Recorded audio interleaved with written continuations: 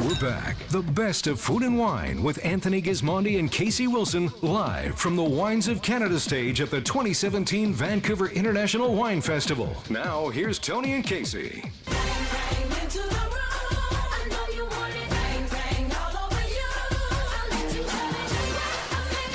Welcome back to the best of food and wine. I'm Tony Gismondi. I'm Kasey Wilson. Joining us now from Tuscany. How about that? We've just gone from the Okanagan to Tuscany. From the Rocca delle Macie winery is Marco Toti. He's the sales and marketing director. Marco, welcome. Thank you. Welcome back to Vancouver. Thank you. Having fun out there? Yes. It's okay. That was kind of a hesitant yes. Yeah, they're long days, eh? Yes, very 2 long days. Yeah. We have another more, but no problem. We are used to. Yeah, it's all good. Okay, well, why don't we set the stage for Rocca delle Macie? Maybe tell our listeners exactly where you are and what's happening at that winery. Oh, well, you know very well the owners, the Sure. president, Sergio Zingarelli. The company is growing now. We are massive program to replant the vineyards. In the last 10 years, we already replanted over 100 hectares of our vineyards, and Wow. we have another program for the next 7-8 years to plant another 40 hectares of vineyards.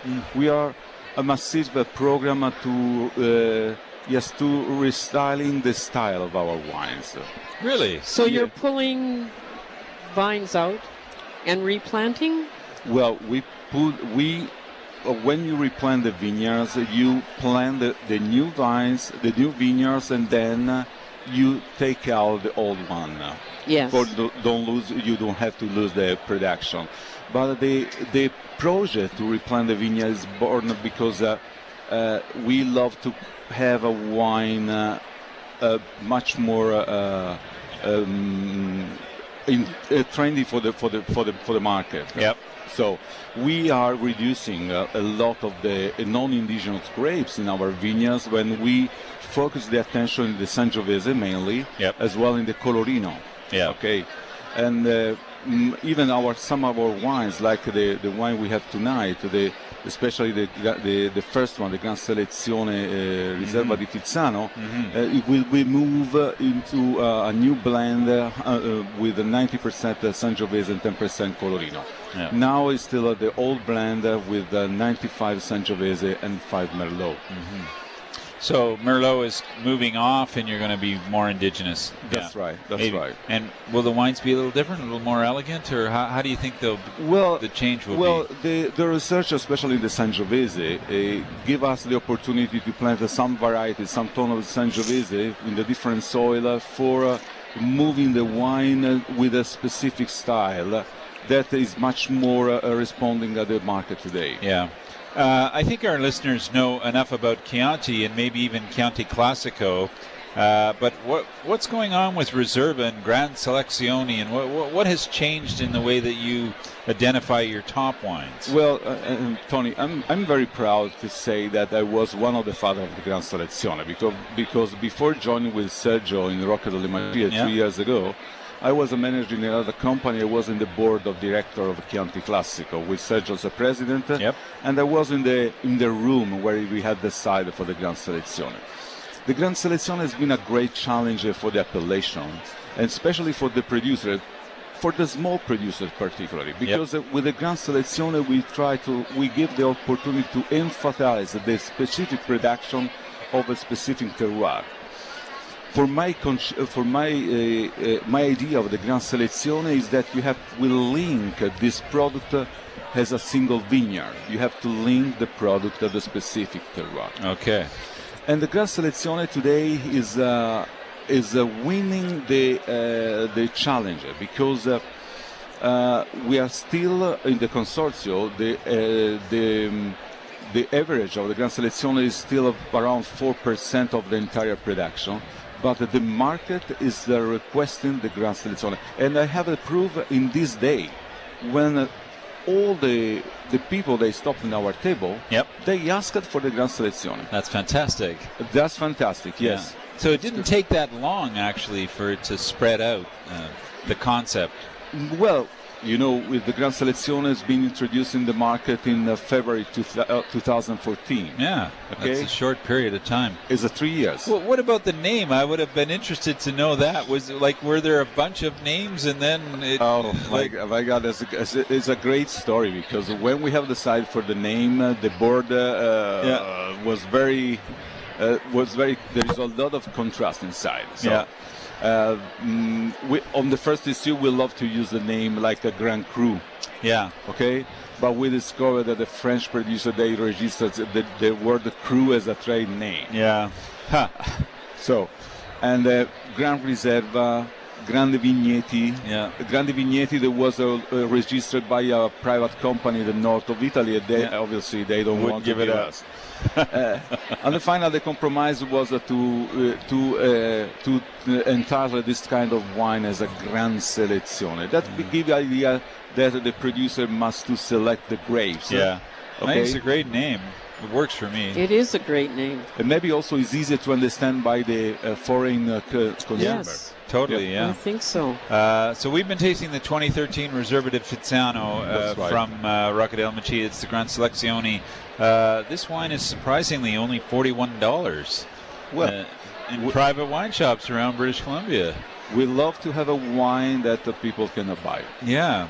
Well, and that's hand-picked grapes. Sorry? The grapes are hand-picked. The grapes are hand-picked, obviously, and we hand-pick the grapes and we put on the basket. We don't do the same harvest that we do for the regular Chianti Classico. Yeah. And it's important that the Riserva di Fizzano, the vineyards of Riserva di Fizzano, is over 35 hectares vineyards, but we produce a wine for a maximum 2,000 cases for the Gran Selezione. So we have a chance to select the grapes into the vineyards by the years. So our enologist, our winemaker, together with our agronomist, they select the area in the vineyards where to have a pick of the grapes by the different weather condition, by the different vintages. The wine is delicious. Quite a big wine. It seems like it's going to have a long life ahead of it, but it's really what I like most about it. It tastes like a Gran Selezione. That somebody's been caring about it. Yes, well, I love to say that this wine has a vertical aromas. Yeah. On the bath, when you sip the wine, you have a first bunch is a great impression, but after that is very white. Mm-hmm. The tannins is very well balanced, but they still very live and give the wine the opportunity to look forward for a long finish and a long life. Long finish and long life. I agree. Yes. The other wine that you brought is a very different wine. Roccato is we would call it a super Tuscan wine, would we not? It is. And so this is a variety where we would expect to see maybe non-indigenous varieties, although I don't know if that's fair to say because some of those grapes have been planted in Italy for so long. Well, the Roccato is a blend of 50-50 Sangiovese and Cabernet Sauvignon. Yeah. It's a historical wine that born in the middle of the 80s in the Rocca delle Macie, where Sergio's father decided to produce the first Super Tuscan. For sure, for Roccato, we will keep the same blend for the future. Yeah. Okay? I don't want to say that we leave all of the French grapes and we use just the Sangiovese. But Roccato will be, in our perspective, in our project, will be the only wine that we use the French grapes for the future, or the massive quantity of the French grapes. The market is still requesting this kind of wine. We have to understand that the market, especially the foreign market, this style of wine is interesting. Yeah. Well, actually, the wine's very good. Beautiful. I don't care about the foreign market or the Italian market. I really care about the wine, but it's a great wine. Sergio's an interesting guy. I mean, the Zingarelli family they're a force. I think you work for them now. How would you describe sort of that thinking that the Zingarellis have and the direction they're going in? Well, Sergio is a person that loves to listen to the other one. it's not the owners of the estate. They say, this is my idea. Yeah. You have to go on this direction. Yeah, or leave. Yeah. Sometime I complain, Sergio, that there's so much democracy in the company. Yeah. Sometimes we need really not Yeah. the dictator, but we need someone that take the decision. Yeah. Obviously, Sergio takes the decision, but he's loved to share the project together with the person. Yeah. Obviously, with the salespeople as well with the production, because if we are not convinced in something, it's difficult. So when we propose the products in the market. Yeah. But it's kind of exciting to have that, especially in Italy, to have that going on. Can we visit you? Because a lot of people go to Tuscany from Vancouver. Easy to visit the winery and absolutely. We have a residence, we have apartments, we can host them. We have a beautiful restaurant, great restaurant, good food, and also we have all of the structure to welcoming for the people they like to visit us. Have a visit of the winery and have a personal test in there. And where would we fly to visit your Florence. Florence is the closer airport. Closest airport. And are you open all year for visitors? We open all year. Yes, we love to be advised maybe in advance in the winter. Yeah, sure. In the summer we don't have a problem. In the springtime and the summer we don't have a problem. Fly to Florence. If we could get Marco to come down the airport and rent the car for us, because it takes so long to get a car out of there. Well, so obviously, if you fly to Florence, first of all, you have to visit Florence. Yeah, that's true. That's true. And then walk into town. Yeah. And then if you rent a car, half an hour you are in you are at the estate. Yeah. We are not so far. It's Tuscany's a beautiful place, fun to visit, and maybe spend a week there and taste. Well, I think what we don't have the time to really talk about, but these are food wines. And I think when you see how the Italians eat with these wines, it's a really great match, I guess. Yes, well, I think Italy, so Tuscany, the wine born Italy, France, Spain, this country, the production of the wine born to be matched with the food. Yeah. Every single wine born grow in a specific area and follow a specific food, the specific cuisine. Great. I love to report an example for the Vernaccia di San Gimignano. Yeah. Vernaccia di San Gimignano is a historical white wine that we have the first news in the 10th century. And the Vernaccia di San Gimignano is a wine that you usually mash with the food, with the meat, not with the fish. Yeah. And it's a game, wine. Right? Beautiful game. The Vernaccia. Yeah. Well, it's a white wine, and you're matching it with meat. That's a classic match, but that's over time. That's something that's local, and we call it local knowledge here. Yeah. See, yes.